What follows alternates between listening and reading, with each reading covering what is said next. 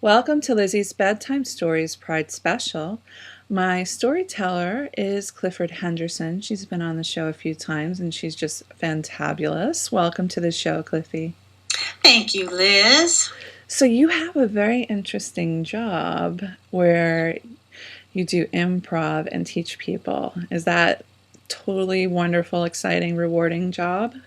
Oh, yes, I love my work. I get to work with my partner, and together we have a school called the Fun Institute. And yeah, it's absolutely rewarding.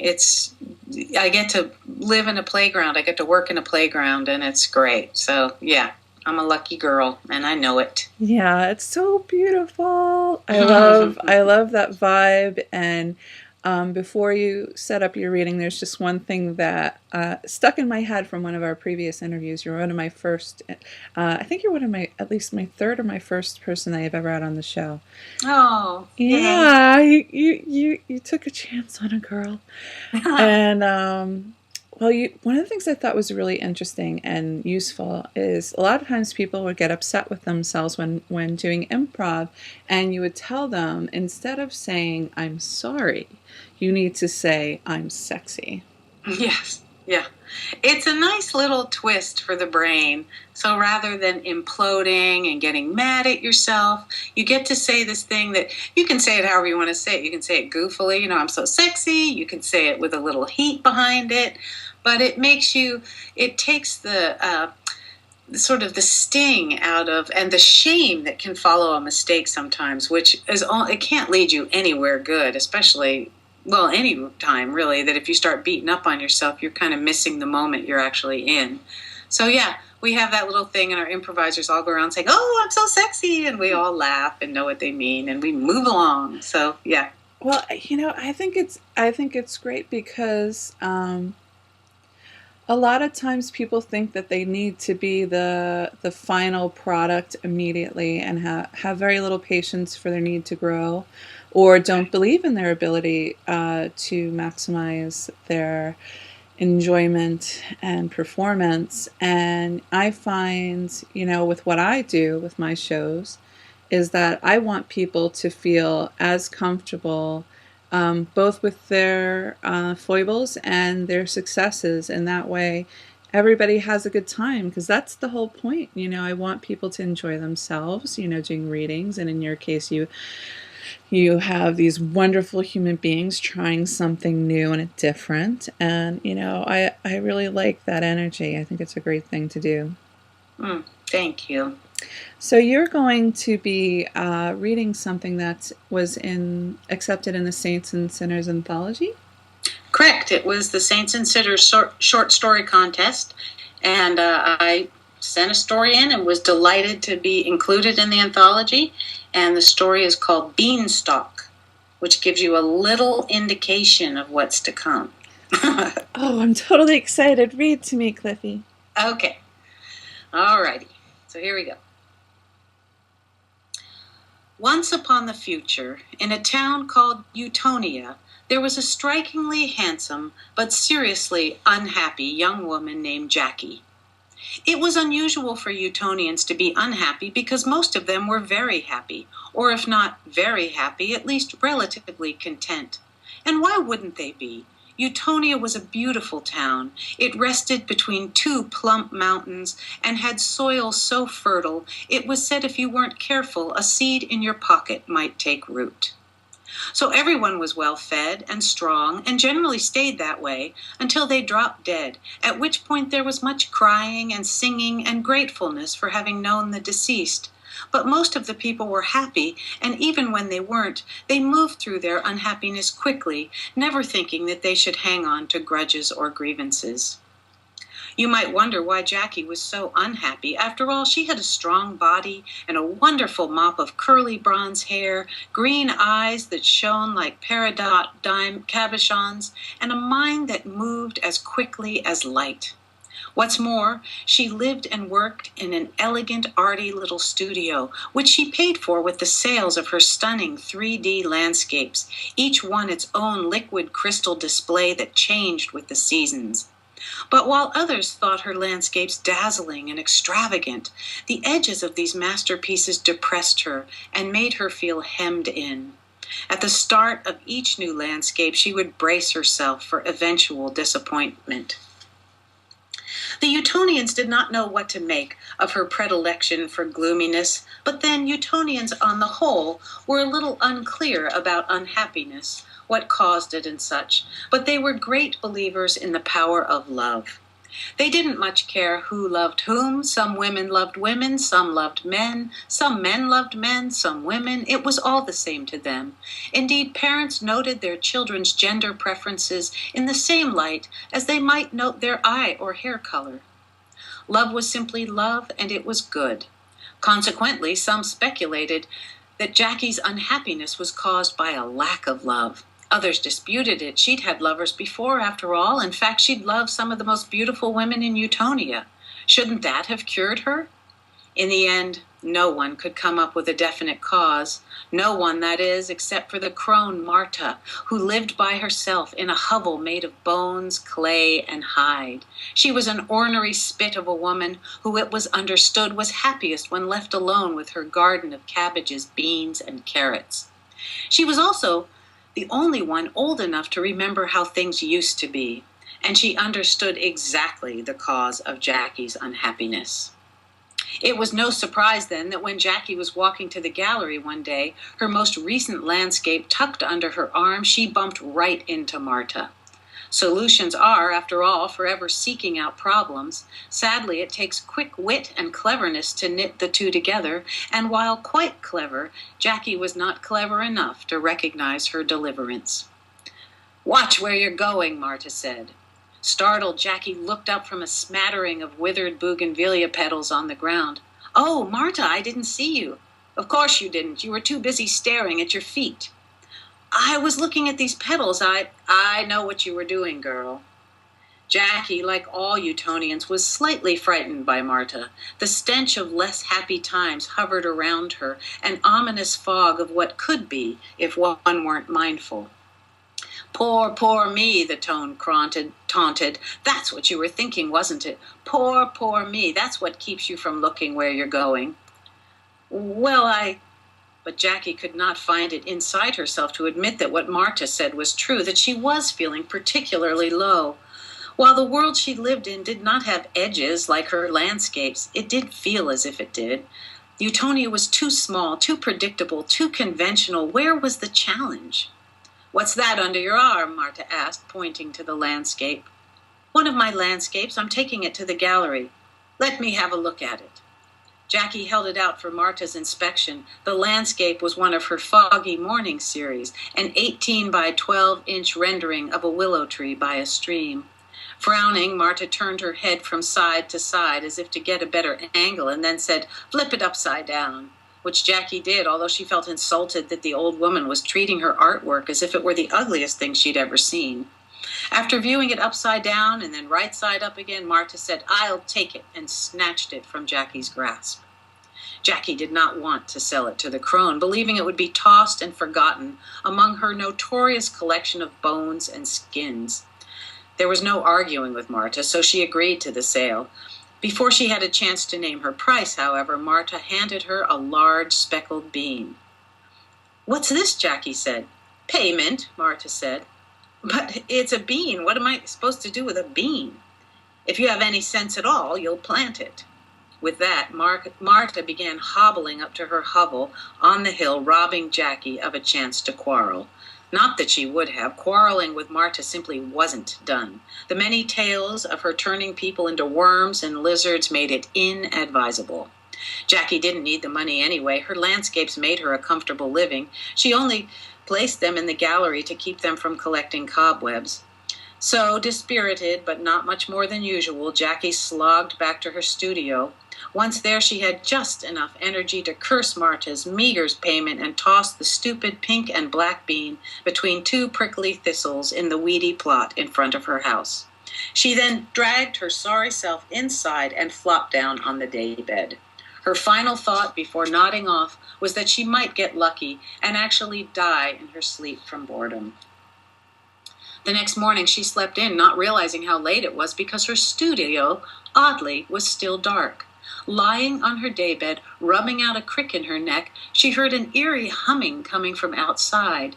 Yawning, she stumbled over to the window and was shocked to see a huge, fibrous stalk with plate-sized, heart-shaped leaves coiling up and up like a corkscrew from between the two thistles in her weedy plot.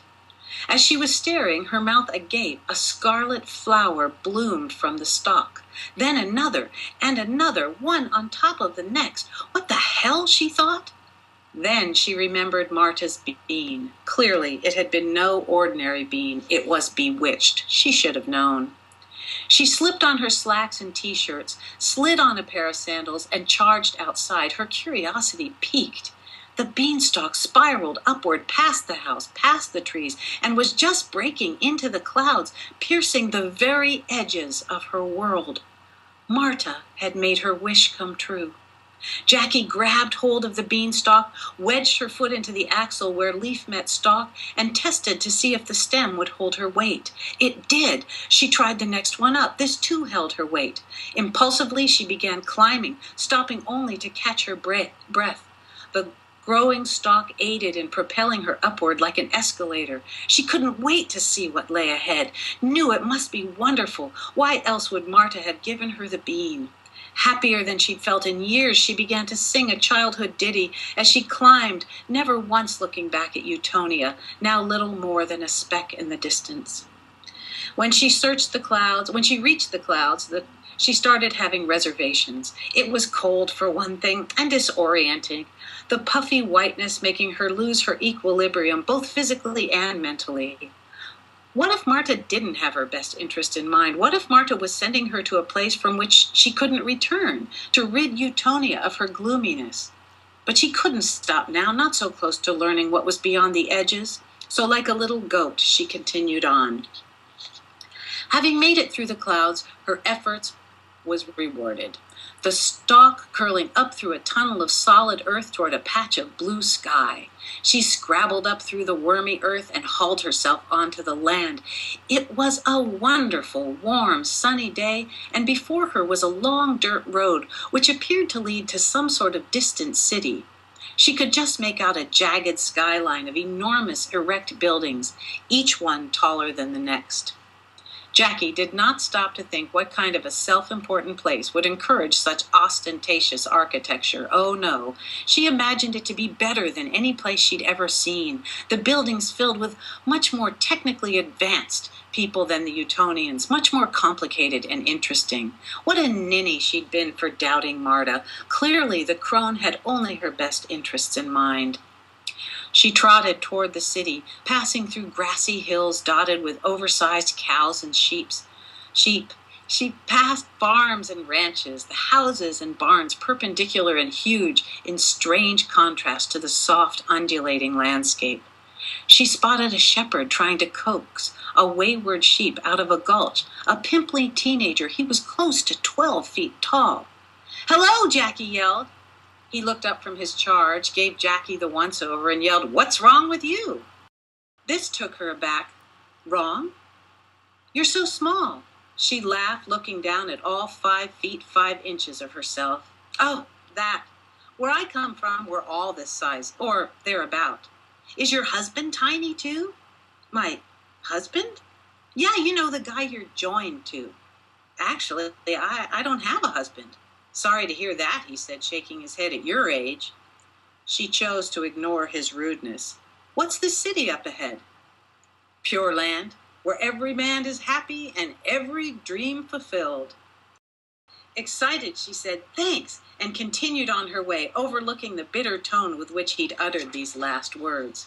Soon other people joined her on the road, peasants mostly, filing out of their giant farmhouses and heading toward the city, all of them dressed in what looked to be their finest clothes, all of them walking with a steadfast urgency. They were huge, some of them as tall as 16 feet. But unlike Utonia, where there was no dress code, where a person wore what she or he felt best reflected his or her personality, the women here all wore coarse, ankle-length dresses, the men simple slacks and tunics. Most would not look at her. Those who did so with pity. She spotted a boy about her size, struggling along behind his parents on painful-looking stilts. He glanced at her briefly, then looked away, clearly ashamed to be associated with someone of her diminutive stature. But she didn't give much thought to the Pure Lander's obvious discomfort with her size, reasoning if any of them set foot in Utonia, people would stare too.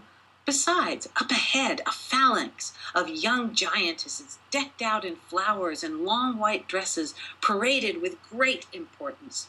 Clearly, the crowd was heading to some kind of special event. It had now grown so large, it was more or less pushing her along. They arrived in what appeared to be a suburb of the gleaming city. Giant houses with giant lawns and giant bird baths and decorative gnomes lined the road with military precision. But it was the people streaming out of these houses that fascinated Jackie. Not only were they huge like peasants, they were also dripping wealth. The giant women clung to their men's arms like pocketbooks, their faces masked in self-righteousness. They wore opulent, ankle-length dresses so snug the women were forced to take tiny steps, 2 or 3 high-heeled ones to every leather-booted one of the male. And they were draped in so many jewels that they had trouble lifting their arms or turning quickly. As for the men, they strode down the streets in tight slacks, featuring huge jeweled cups covering their genitals. Men and women alike held their chins so high and their chests so puffed out, they never even saw Jackie trolling around beneath them, or more likely, they simply had no interest. Then, amid the bustle and hubbub, Jackie heard someone weeping. Drawn to the sadness like moisture to the earth, she angled her way out of the crowd, waiting until the street emptied of people, and made her way to the nearby house that seemed to be the source of the sadness. She had to climb to a spiky shrub to see inside the first-story window. But it was worth it, for there, sobbing underneath a waterfall of silky black hair, was a young woman not much bigger than Jackie. She was slumped over on a bed much too large for her and was brimming with a sorrow so deep, if flowers had been in the room, they surely would have wilted in empathy. Jackie could not turn away, even when a fat giantess burst into the room. The giantess was squeezed into a shiny pink dress and teetered on ridiculously high-heeled shoes. Her expression was twisted with rage. "I am so ashamed of you, Ivy. 22 years old and still not married."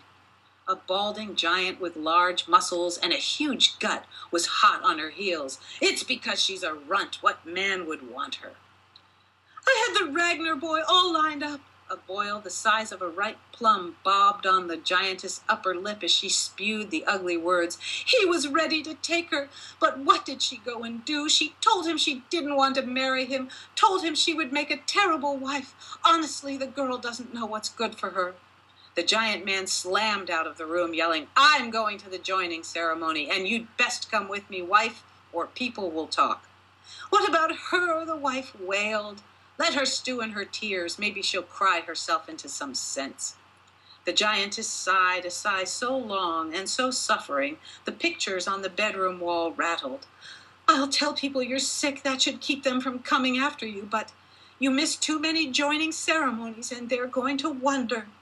The young woman, Ivy, lifted her head, revealing a beauty not even anger or the puffy redness of crying could mask. "I hate joining ceremonies. Half the couples getting joined are miserable." "Miserable beats alone," the giantess said before storming out of the room.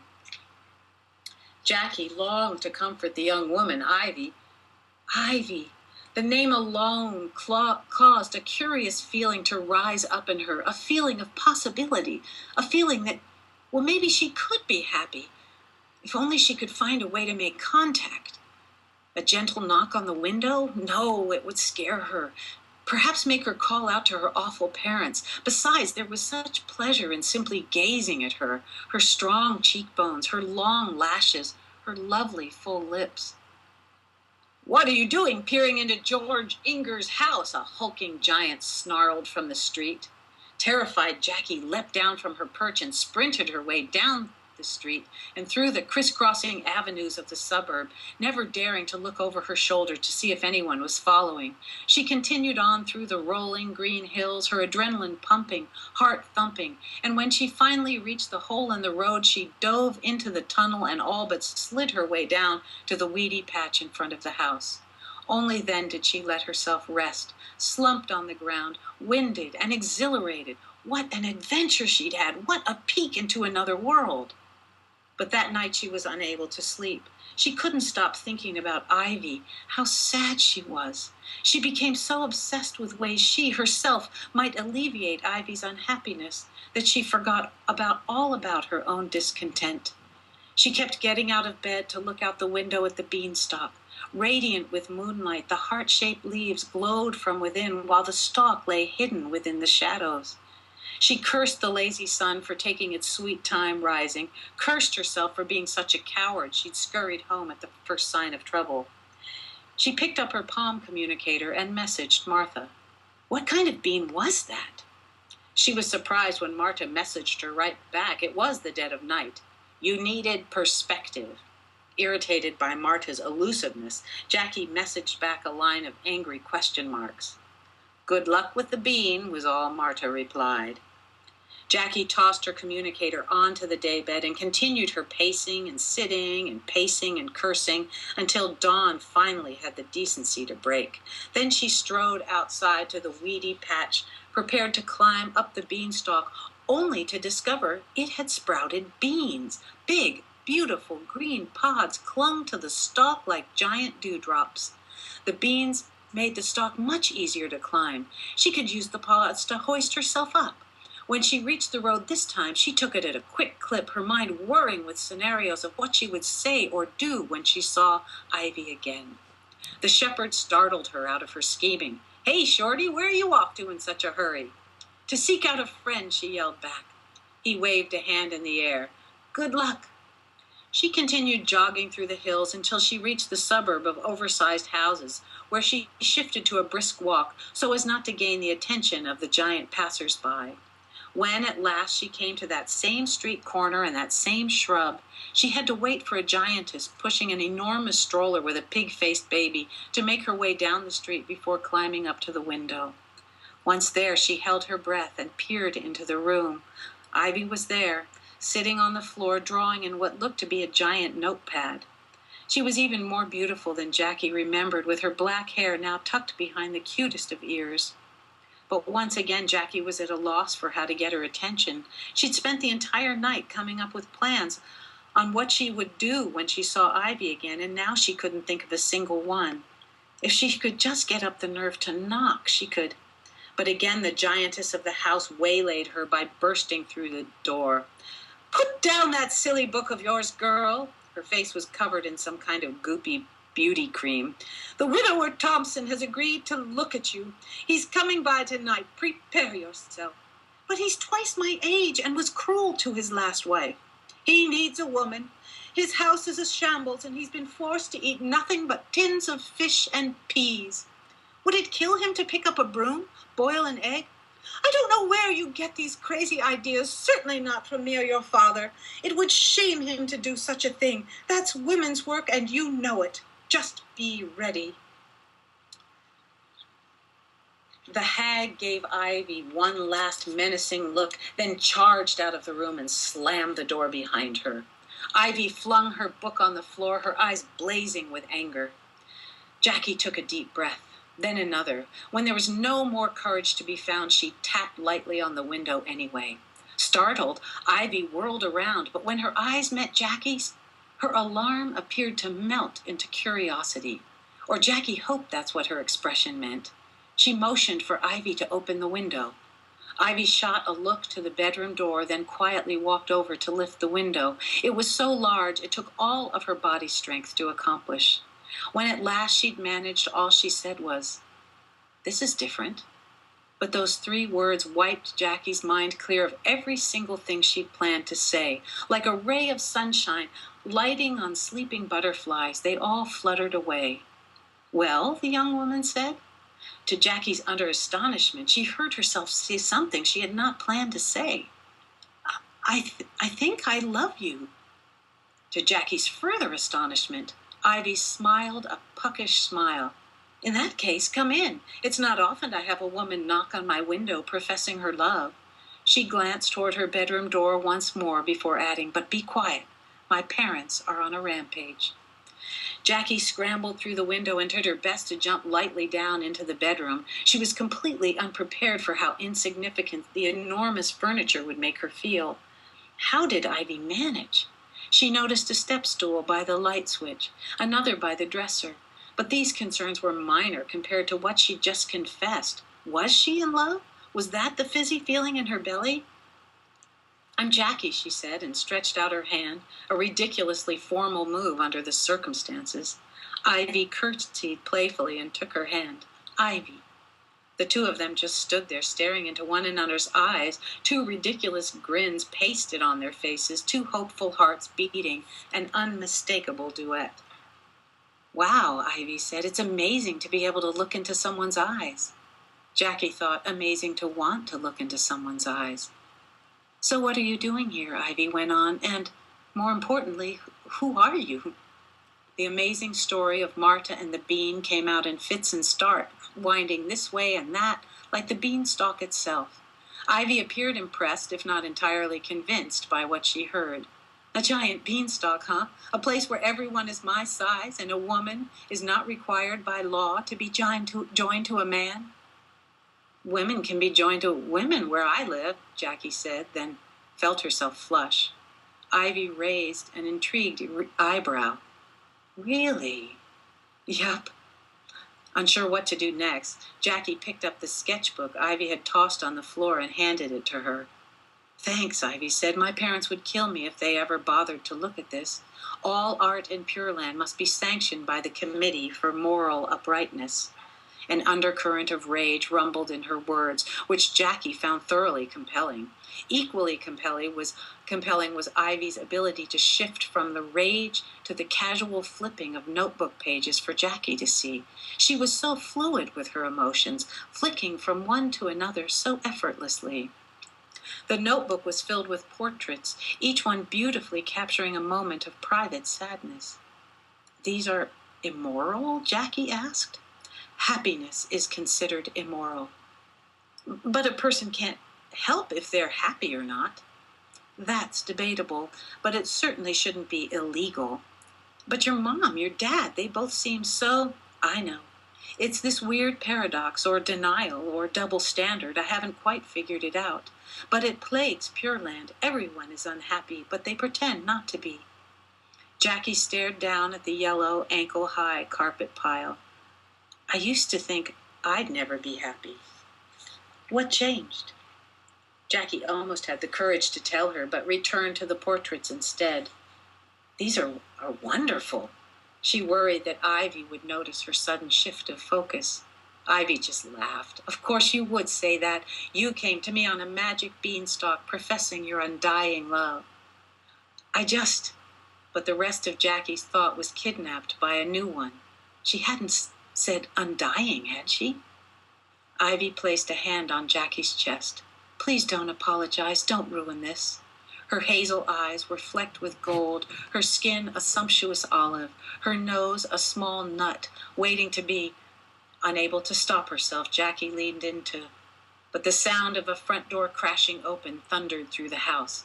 Ivy stiffened. "My father, back from his morning workout. He'll want breakfast." "Can't he get it himself?" "Just go. But please, go." "Ivy!" Her father's bellow made the house shudder. "Where's my triple latte?"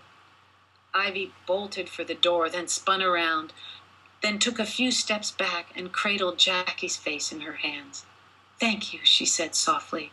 "You've made today a much nicer day." Then she planted a whisper of a kiss on Jackie's lips. By the time Jackie regained composure, Ivy was slipping out the door, leaving Jackie to go out the way she came. She slunk around Ivy's neighborhood all morning, occasionally returning to the shrub outside Ivy's bedroom window, but alas, the room remained empty. She decided to do a little exploring and took one of the many moving sidewalks into the city. There she saw things that both thrilled and frightened her, beautiful mirrored skyscrapers next to alleys of trash and impoverished people. Gorgeous store windows full of lavish merchandise, but featuring live models whose lips and breasts were hideously augmented. But by far, the most puzzling thing was a torture device in the city's center that secured the offender's head, hands, and feet in a thick wooden block. Apparently it was used for punishing anyone deemed unhappy. A nearby broadside defined unhappiness as everything from failing to laugh at the mayor's jokes to sharing intimacy with one's same sex. Truly, the more Jackie saw of these giant people, the more she understood Ivy's drawings. These people were unhappy, but they made great efforts to appear as if they weren't.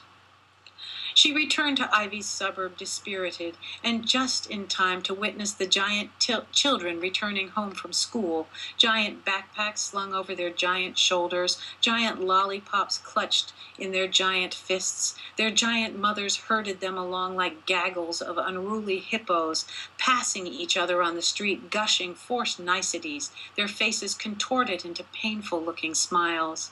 The children taunted each other with cruel insults, but none of them ever dared cry. Jackie was about to climb up the shrub when a melon-faced boy, as wide as he was tall, said, "Hey, you, I could squash you like a bug. Hey, Ronnie, Eno, look what I found." She tried to dissuade the bullies from their plan, but then one of them called over his dog, a mean, snarling thing, and Jackie, her depression now paramount, soon found herself trudging back to her own world at the bottom of the Beanstalk. Only now her melancholy had a twinge of something new. Anger, not at her world or Pure Land, which would have been her usual response, but at herself. How could she have given up so easily on Ivy? Was she really such a coward, too wimpy to step up for someone she loved? Outside, the pods were swelling with beans. Some of them even burst open and dropped their precious seeds to the ground.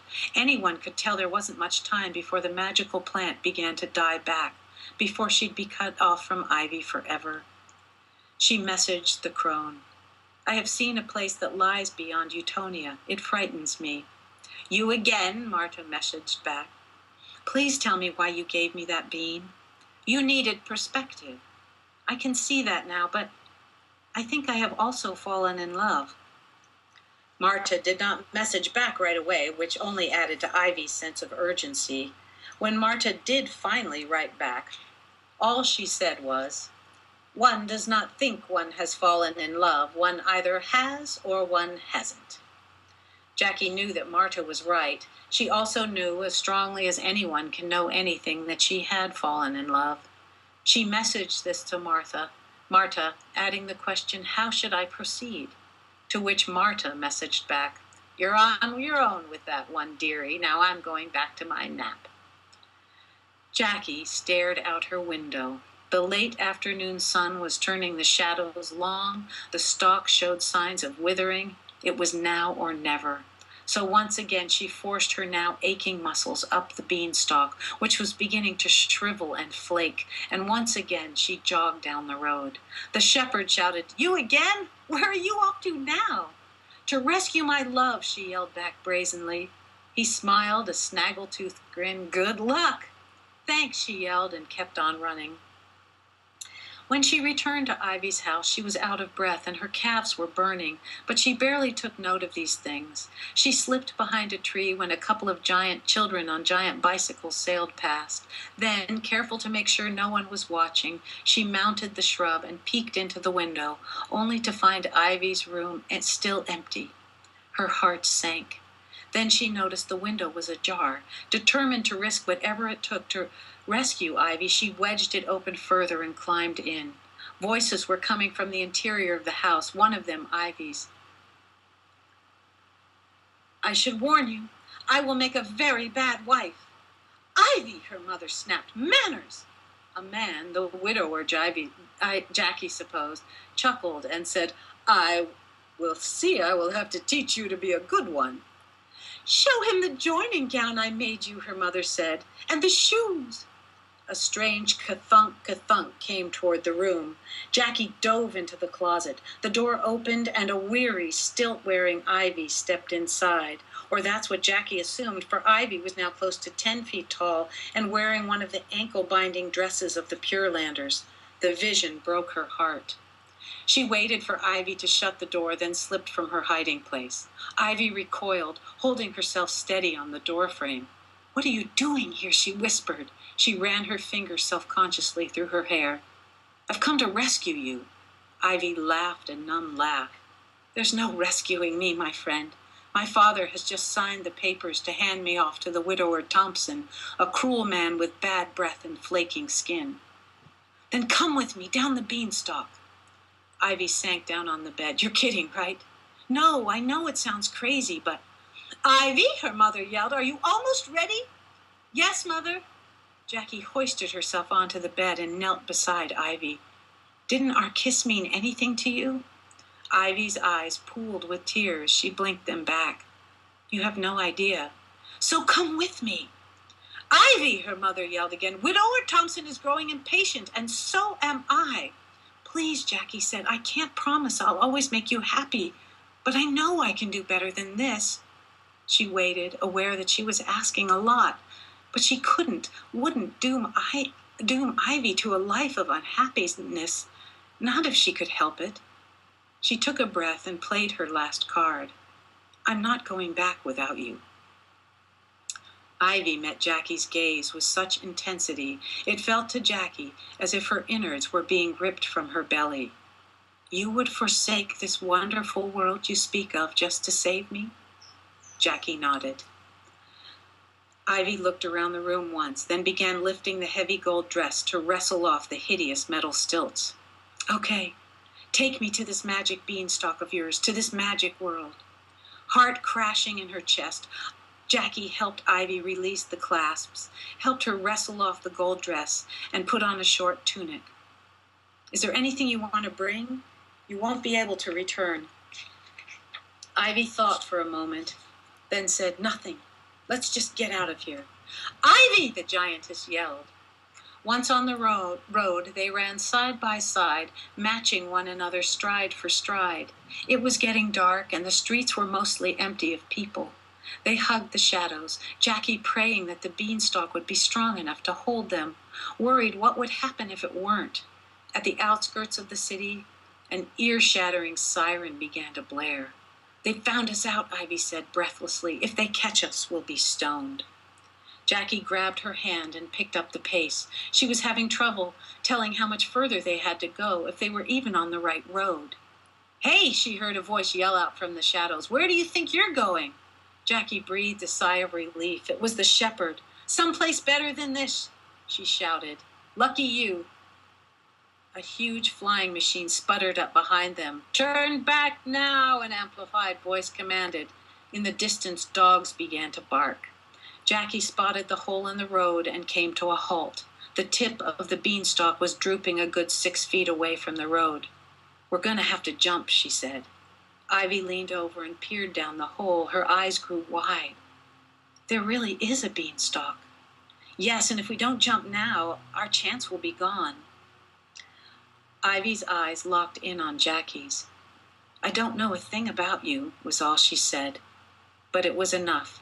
The two of them leapt, hand in hand, onto the top leaf of the beanstalk. It was brittle and dry, and Jackie worried it would disintegrate, but it held, the stalk bending gracefully downward and showering them in a downpour of confetti-like leaf flakes, until finally placing them into the weedy patch in front of Jackie's studio, where they stood, gasping for breath in the moonlight. After a few rigid moments, Ivy released her vice-like grip on Jackie's hand and did a slow 360. "Holy cats! You weren't kidding. Everything is my size." "I told you." "I know, but look at that house, that tree, that..." She took Jackie's face in her hands. "That you." Ivy's touch lit Jackie up like a comet, the very air around her changing from dark and brooding to pure effervescence, or, as the Utonians would later put it, turned her from bulb to flower. The kiss that followed was long and lingering and bursting with promises of happily ever after. Two elderly gentlemen on their evening constitutional stopped to take in the spectacle of the giant beanstalk dropping the two young women to earth. Standing in the shadows, hand in hand, watching them kiss, the one said to the other, "That Marta, she sure knows how to cast a spell." His companion then kissed him on the cheek, and together they continued strolling down the magical moonlit street of Utonia. You write the best fairy tales. Oh, thank you. I was like, that was perfect. What I thought was really special about it was the pacing of it. And there was time for everything, including what the breathless moments had their own time. And I think it's a perfect metaphor for pride. What a wonderful story to read for it. Oh, well, it was really fun to go back to the original Jack and the Beanstalk, and I saw that, Jack goes up 3 times, and, I was trying to pull from the original and then, obviously mess with it. Well, I don't recognize the original because it's too awesome. It was fantastic. I love the alternate world and the whimsy. It has all the magic of a good fairy tale. Thank you for sharing it on the show. Oh, you're so welcome, Liz. So welcome. Thank you for coming on the show. It's been wonderful. And thank you for doing what you do and helping authors be heard. It's a beautiful thing.